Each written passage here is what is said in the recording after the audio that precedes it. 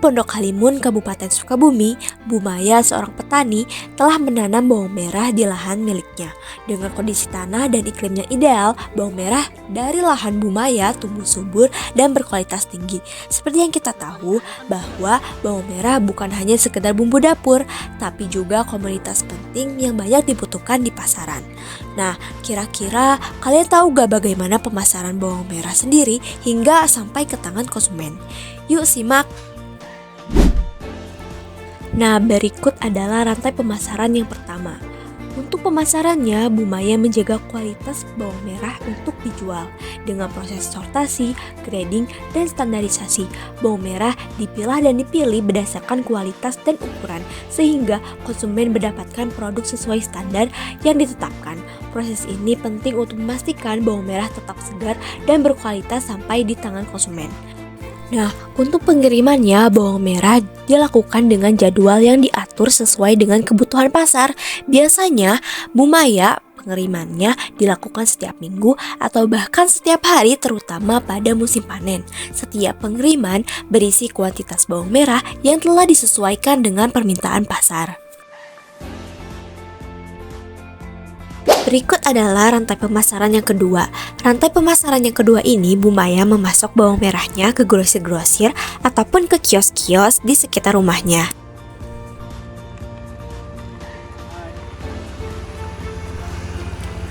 Nah, karena belum waktunya untuk panen bawang merah, namun terdapat permintaan bawang merah dari kios terdekat, jadi untuk memenuhi permintaan tersebut, bawang merah diambil dari gudang penyimpanan.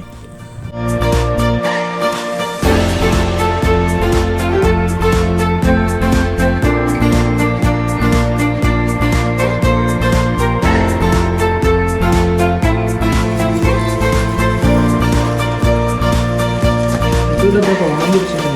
Ini udah hampir 3 minggu. 3 minggu yang sudah kelihatan ininya layu-layu.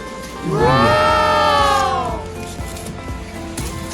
Tapi ini tetap bagus kan modelnya? Cakep. Ini udah padat. Karena kita saat pemanenannya memang sudah dipastikan satu umur, kedua dia sudah pelepas si daun ini nih ya, sudah rebah. Itu ciri bawang sudah ngisi. Kalau ada kan, kalau masih segar itu kan daunnya belum itu ya, tapi dipastikan daunnya sudah rebah. Nah, itu bawang yang siap dipanen. Kita coba, nah, kita siap untuk ambil yang udah ini aja. Taman sarinya nggak banyak-banyak sih, cuman permintaan ini aja. Iya, ada permintaan. Boleh, Bu.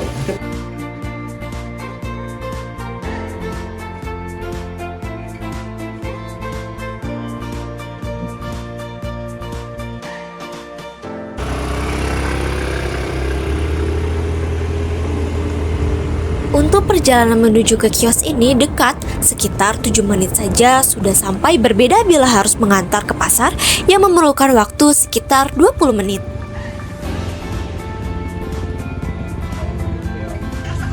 Nah, kalau di Maya Warta sendiri, jadi produknya itu langsung dari gudang, setelah panen ke gudang langsung dipasarkan. Tapi biasanya ada juga yang langsung ngambil ke tempat ya, Bu? Ya.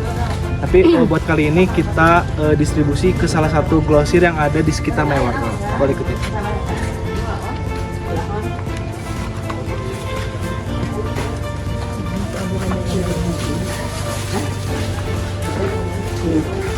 Permisi Ibu.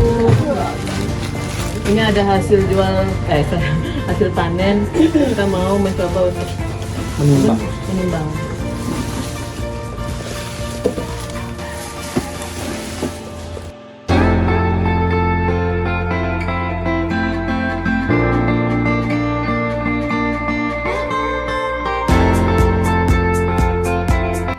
Untuk mekanisme penetapan harganya, Bu Maya akan menetapkan harga yang menyesuaikan dengan harga pasaran, kualitas, dan ukuran bawang merah, dan kios atau grosir akan membayar sesuai dengan harga yang ditetapkan oleh petani. Bawang merah tadi seterusnya akan disortasi lebih lanjut oleh pihak kios atau grosir yang nantinya dipasarkan ke konsumen akhir.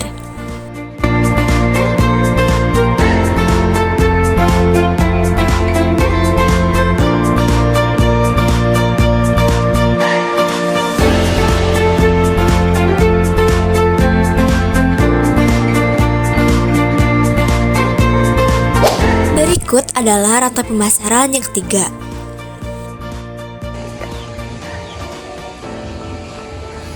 Nah, selain memasarkan ke grosir-grosir, Bu Maya juga biasanya adain bazar nih di hari Sabtu atau Minggu. Nah, jadi setelah sayurannya dipetik dari kebun, sayurannya tersebut bisa langsung dijual dalam bazar ini.